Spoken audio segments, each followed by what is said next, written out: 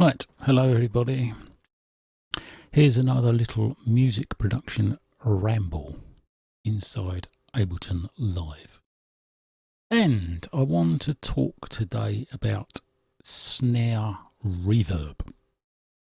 So I've got this track.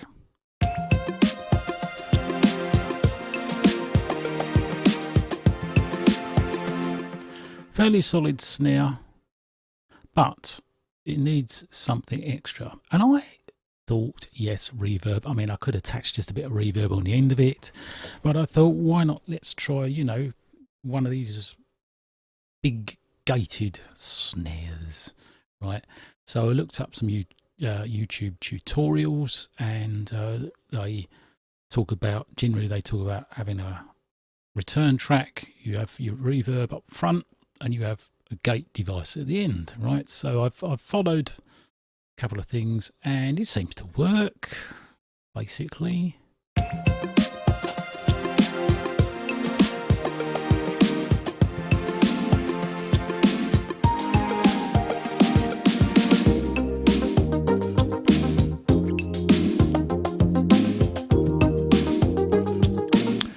Right, so what's wrong with that? Well, nothing really. when I was trying to get this to work properly, I was having problems, and I think the problem was that I had my decay time too high.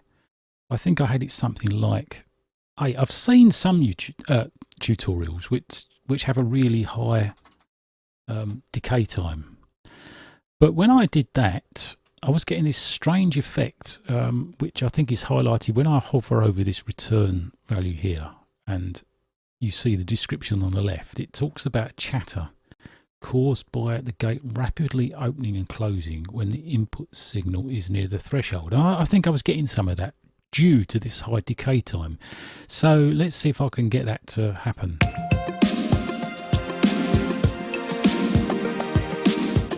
Yeah, see?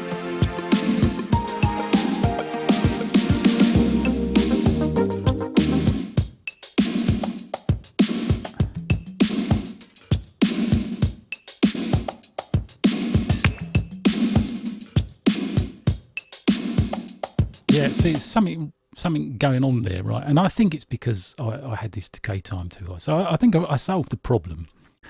And quite frankly, that's, this would be fine for what I need. Having said that, I'm not going to do a big 80s gated snare on my track, but this was all part of my experimenting. So I ended up going down a bit of a rabbit hole, and I've just got a weird alternative to using a gate device on a return track. So bear with me. If I come back to my original snare track,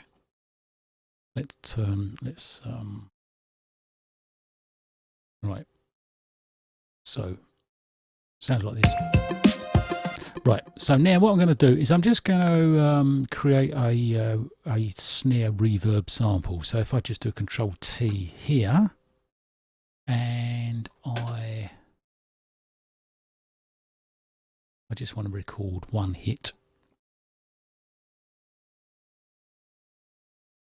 Oh, I need the input from snare channel post FX, and I tend to have a particular way of working with my buses, so I'm just going to output it to my main bus.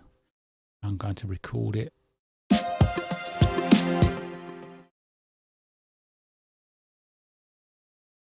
We only want the one hit. Control J to consolidate it. Now, I'll solo that. Now, if I come back down to this return channel, I'm going to take a copy of this reverb, stick it on this new audio channel, and now I've got this. So I'm now going to freeze this track. I'm going to flatten it, and we might as well have the whole thing. So we'll get that tail. We'll do a consolidation of it. Now, if I create a MIDI channel, Control Shift T. and I'll put a simpler on it, and I'll put this sample inside it. Don't need that anymore. Right, I'm going to set this volume back to 0 like that. I'm going to do one shot like that. So now if I press C3, that's what I've got. Right, I'm not going to need the whole length of the clip to be played, so yeah, I'm going to set it down there somewhere like this, and also I'm going to have a decent fade. I mean, if you want the big 80s gated snare, then you would have a fairly abrupt cutoff, right? So we'll see how that goes in a minute.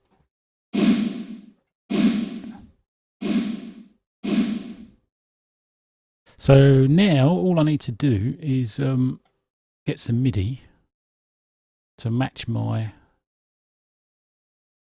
snares. So I happen to have some of that down here when I was messing about earlier. So I'm just going to take a copy of this MIDI, stick it on the new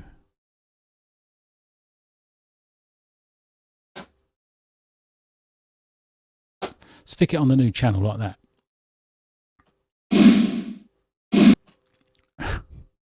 Right, yeah, just send this to my main bus. Reduce the volume a bit.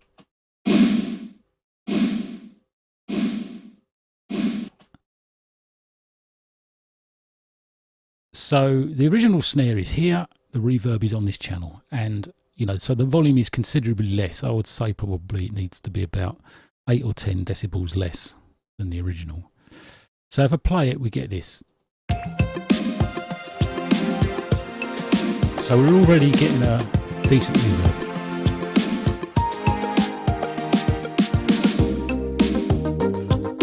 And now you can just experiment with where you want the clip to end.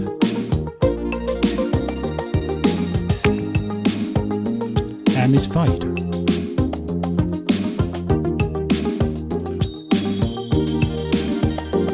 And this volume.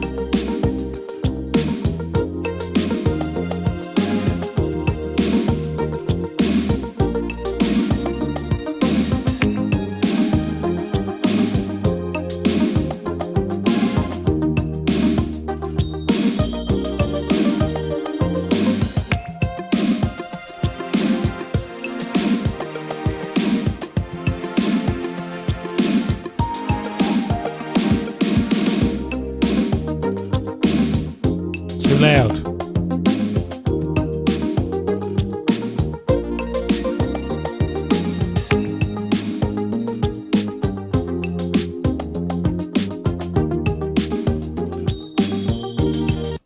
Right, you get the idea? Bit wacky, but there you are. Anyway, so, you know, this is it's an instrument, really, but it just contains an effect, i.e. a snare reverb. And I would like to think that although this reverb is recorded from this particular snare, I suspect that because it's just a reverb, which sounds like this, that's fairly generic. That could be applied to any other snare, I suspect. I don't think you need to create a new instrument for the snare you're using in your track. You see what I mean? So this is now generic, and I can dump this instrument on any track I make to accompany the original dry snare. Just an idea. Also, another feature that you've got in the simpler is that you could transpose the sample. Oh yeah, by the way, I noticed that I'm clipping here, but not to worry, you know, for this discussion. So I could up this by, say, 3 semitones, and you get a different feel.